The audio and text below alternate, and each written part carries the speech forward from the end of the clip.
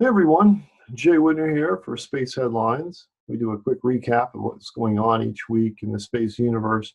And today we're going to be talking about the first week of January 2019. Our first focus is the moon. In 2019, it seems there's going to be a huge amount of attention paid to the moon. In the first quarter alone, we're looking at 3 different missions from China, from India, from Israel, to go back to the moon to do stuff there. And China has big plans for later in the year as well with their Chang'e 5, which is probably going to be in the fourth quarter.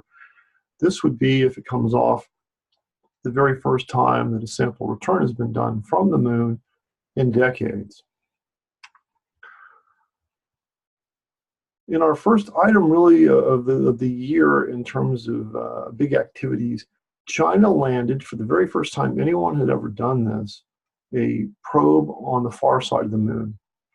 This is a lander and a rover on the far side. They landed in the South Polar region in what's called the von Karman crater.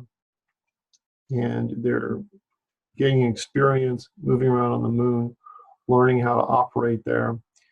And also, in support of this exciting mission, they launched a communications satellite in lunar orbit to maintain communications with this mission on the moon's surface. So China is moving out hard on the moon. Deep Space Industries was purchased by Bradford Space. Deep Space Industries was into asteroid mining, as was Planetary Resources, which was also purchased. But this recent purchase by Bradford seems to be focused more on the recent activities of Deep Space Industries than the earlier ones. Recently, Deep Space Industries has been focused on small satellites, small satellite propulsion, and this propulsion aspect is very interesting to Bradford Space. It's called a Comet, and it uses water as a propellant. China's lunar mission that's going on right now on the far side of the moon has a unique aspect. They shipped a very small container in their mission that has seeds in it and eggs in it in an attempt to create a biosphere on the moon. So they have little cameras that will monitor the growth and how these things fare in the 1/6 gravity of the moon. And as far as I know, there is zero information on plant growth on the moon prior to this, or on the effects of 1/6 gravity on animals for any extended time. I think that the longest Apollo mission was roughly 48 hours on the lunar surface. So China's going to learn a whole lot about how 1/6 gravity impacts life forms if this experiment comes off. Hopefully they'll be willing to share the information with us. As everybody knows, we continue to have this government shutdown, and it's causing ripple effects through the space industry, and these will continue to grow over time. Some of the early aspects are the launch license problems. The people that provide the launch licenses have lost their funding, so things that need a new license are being delayed. The critical first test flight of the commercial crew hardware, both for SpaceX and for Boeing, may be delayed, which in turn will delay the later on crewed flight. The initial goal had been to launch the crew hardware without a crew aboard in the first quarter, and then later in the summer to launch the same hardware with people aboard. All these schedules may slip, and indeed will slip unless this is resolved immediately. SpaceX always gets a lot of attention, and their upcoming big rocket project, the BFR, is getting huge amounts of media coverage.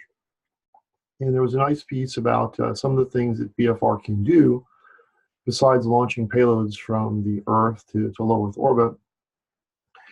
Some of the things they talked about in this article are that BFR could serve as a fuel depot, that BFR could be put into service as a cycler, that it could soft land large payloads on the moon to facilitate building a lunar base rapidly. And if they make these things in any kind of numbers, and if they increase the capabilities over time, similarly to how they've done with the Falcon 9, which is in its 5th iteration now, early iterations of the BFR could become bases in the solar system in and of themselves. So BFR has a lot to offer besides simply getting stuff to low Earth orbit. And a very interesting story that didn't really get a lot of press. There are some scientists that have figured out a way to increase crop growth by 40%. Now, it costs a tremendous amount of money to support people in space because they need food, they need water, and so on and so forth. And despite all recycling, there's the need to import lots of things. So if we could grow food in space effectively, this would be a big breakthrough towards space settlement. And apparently this has to do with a plant enzyme called rubisco that I'd not heard of previously. But they're seeing tremendous growth in this one crop that they've tested. And presumably they'll be able to transition this knowledge, this new capability to other crops, which would be very useful in terms of our space efforts. That's it for our coverage of the first week of January 2019. Hope you enjoyed our show. And we'll see you in a week or so talking about the second week of 2019. Take care.